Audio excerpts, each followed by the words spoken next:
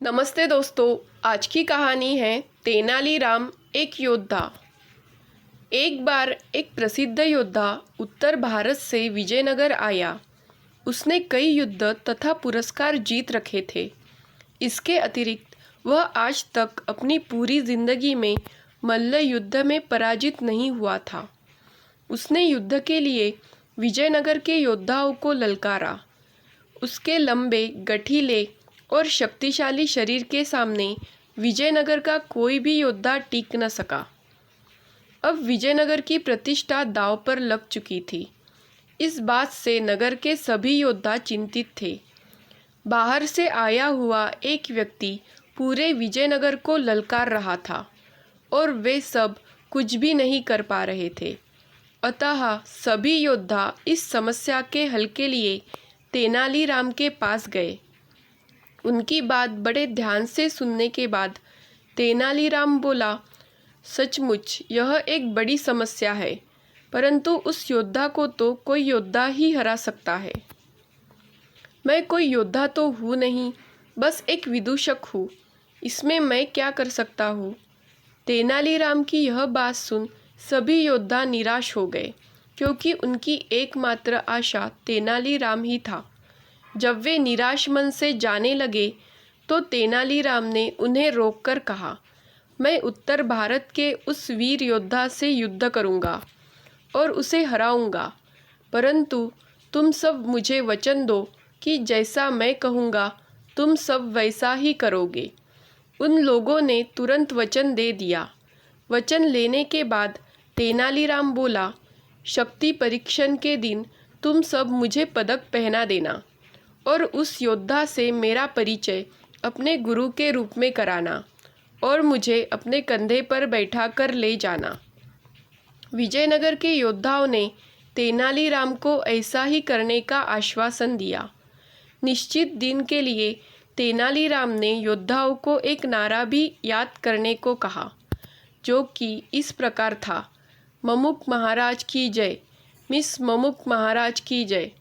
तेनालीराम ने कहा, जब तुम मुझे कंधे पर बैठाकर युद्ध भूमि में जाओगे तब सभी इस नारे को ज़ोर ज़ोर से बोलना। अगले दिन युद्ध भूमि में ज़ोर ज़ोर से नारा लगाते हुए योद्धाओं की ऊंची आवाज़ सुनकर उत्तर भारत के योद्धा ने सोचा कि अवश्य ही कोई महान योद्धा आ रहा है। नारा कन्नड़ भाषा का साधारण श्लोक था, जिसमें ममुक का अर्थ था धूल चटाना, जबकि मिस का अर्थ भी लगभग यही था। उत्तर भारत के योद्धा को कन्नड़ भाषा समझ में नहीं आ रही थी, अतः उसने सोचा कि कोई महान योद्धा आ रहा है। तेनालीराम उत्तर भारत के योद्धा के पास आया और बोला, इससे पहले कि मैं तुम्हारे साथ युद्ध करूं, तुम्हें मेरे हाव भाव का अर्थ बताना होगा। दरअसल प्रत्येक महान योद्धा को इन हाव भावों का अर्थ ज्ञात होना चाहिए। अगर तुम मेरे हाव भावों का अर्थ बता दोगे तभी मैं तुम्हारे साथ युद्ध करूंगा। यदि तुम अर्थ नहीं बता सके तो तुम्हें अपनी पराजय स्वीकार करनी पड़ेगी। इतने बड़े बड़े योद्धाओं को देख, जो कि तेनालीराम को कंधों पर उठाकर लाए थे और उसे अपना गुरु बता रहे थे और जोर जोर से नारा भी लगा रहे थे, वह योद्धा सोचने लगा कि अवश्य ही तेनालीराम कोई बहुत ही महान योद्धा है। अतः उसने तेनालीराम की बात स्वीकार कर ली। इसके बाद तेनालीराम ने संकेत देने आरंभ किए। तेनालीराम ने सर्वप्रथम अपना दायां पैर आगे करके योद्धा की छाती को अपने दाएं हाथ से छुआ। फिर अपने बाएं हाथ से उसने स्वयं को छुआ। तत्पश्चात उसने अपने दाएं हाथ को बाएं हाथ पर रखकर जोर से दबा दिया। इसके बाद उसने अपनी तर्जनी से दक्षिण दिशा की ओर संकेत किया। फिर उसने अपने दोनों हाथों की तर्जनी उंगलियों से एक गांठ बनाई। तत्पश्चात एक मुट्ठी मिट्टी उठाकर अपने मुंह में डालने का अभिनय किया। इसके पश्चात उसने उत्तर भारत के योद्धा से इन हाव भावों को पहचानने के लिए कहा, परंतु वह योद्धा कुछ समझ नहीं पाया, इसलिए उसने अपनी पराजय स्वीकार कर ली। वह विजयनगर से चला गया और जाते जाते अपने सभी पदक और पुरस्कार तेनालीराम को दे गया। विजयनगर के राजा और प्रजा परिस्थिति के बदलते ही अचंभित से हो गए। सभी योद्धा बिना युद्ध किए ही जीतने से प्रसन्न थे। राजा ने तेनालीराम को बुलाकर पूछा, तेनाली, उन हाव भाव से तुमने क्या चमत्कार किया? तेनालीराम बोला, महाराज, इसमें कोई चमत्कार नहीं था।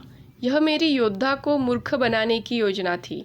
मेरे हाव भाव के अनुसार वह योद्धा उसी प्रकार शक्तिशाली था जिस प्रकार किसी का दायां हाथ शक्तिशाली होता है, और मैं उसके सामने बाएं हाथ की तरह निर्बल था। यदि दाएं हाथ के समान शक्तिशाली योद्धा बाएं हाथ के समान निर्बल योद्धा को युद्ध के लिए ललकारेगा तो निर्बल योद्धा तो बादाम की तरह कुचल दिया जाएगा। सो यदि मैं युद्ध हारता तो दक्षिण दिशा में बैठी मेरी पत्नी को अपमान रूपी धूल खानी पड़ती। मेरे हाव भाव का केवल यही अर्थ था जिसे वह समझ नहीं पाया।